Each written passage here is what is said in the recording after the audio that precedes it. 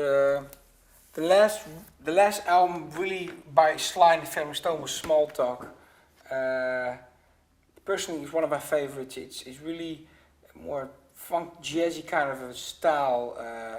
It's a record that you should listen a couple of times before you dig it. And sad to say, the last album of the original Sly and the Family Stone. The year after, he came out with another strong album, but a solo album, High on You. It's really a great album musically, but it really didn't make it at that time. But the record itself became very popular by rappers that started De La Soul, started to use samples of this record. So this record is known by the rappers as well nowadays. Well, around this time, Rose was gone. She had her own solo career. Of course, Larry Graham was already gone. He had started Graham Central Station a year before. Freddie Stone is on this album with his own song, Organize. But in all essence, this is a Sly Stone album, really. Yeah. And then the last epic release, Hit You With Me While I'm Back. I have to say that this is the weakest of all. Some Philly producers actually laid their hand on the final thing here, and so it's more smooth and it's not really Sly and the Family Stone. It took away a lot of funk. In my opinion, if the mix was different, you probably had a different album.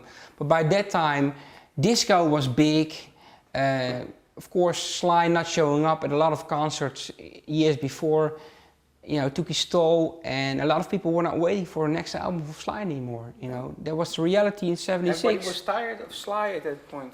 And around that time, you had acts like Kool and the Gang, George Clinton and Parliament Funkadelic that were like big hits, Earth, Wind and Fire, with spaceships and everything. It was a totally different musical horizon.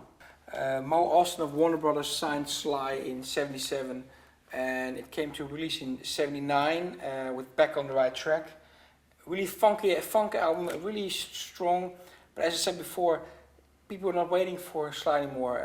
If this record was released 3 years before, it was great, but now the disco was on, and great album, but it didn't sell anymore.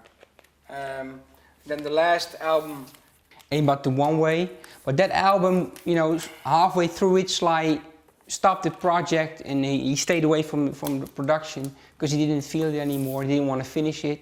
So Warner Brothers, because Sly had a two-record contract, Warner Brothers wanted to finish the album, put it out, and they hired Stuart Levine to, produce the album, and he brought his own musicians in the mix. And re-recorded and added some instruments and vocals. So yes, if you listen to it, in essence, in like a skeleton of the song, you feel the funkiness of Sly, but with all the other instruments and all the different mix and then different production around it, it took also a lot of funk out of this album as well.